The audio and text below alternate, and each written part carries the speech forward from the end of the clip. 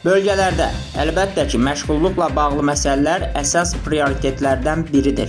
Azərbaycanda bütövlükdə məşğulluqla bağlı son illər ərzində çox böyük islahatlar aparılıb. İşsizliyin səviyyəsi aşağı düşüb. Bu sözləri Prezident İlham Əliyev Naxçıvanda Prezidentin yeni səlahiyyətli nümayəndəsini və bir sıra rayonların icra hakimiyyətlərinə təyin olunan başçıları qəbul edərkən bildirib. Ancaq o da həqiqətdir ki, bugün hələ də bölgələrdən Bakıya, böyük şəhərlərə miqrasiya meylləri mövcuddur. Bunun müxtəlif səbəbləri var. Miqrasiyanın kəndlərdən şəhərlərə axının mövcud olması təkcə bizim ölkə üçün xas deyil, inkişaf etmiş ölkələrdə də bu var. Təbii ki, böyük şəhərlərdə imkanlar da genişdir, yaşayış səviyyəsi də daha yüksəkdir. Bütün bunlar başa düşüləndir. Ancaq eyni zamanda bölgələrdən şəhərlərə miqrasiyanın səbəblərindən biri də işsizlikdir. Bölgələrdə insanları işlə təmin etmək üçün indi dövlət müxtəlif addımlar atır. Müəssisələr yaradılır, sahibkarlara güzəştli kreditlər verilir. Özünə məşğulluq proqramı uğurla icra edilir. Artıq on minlərlə insan bu proqramla əhatə olunub. Ona görə yerlərdəki rəhbərlərdən də tələb odur ki, iş yerlərinin yaradılmasına çalışsınlar, iş adamlarına şərait yaratsınlar.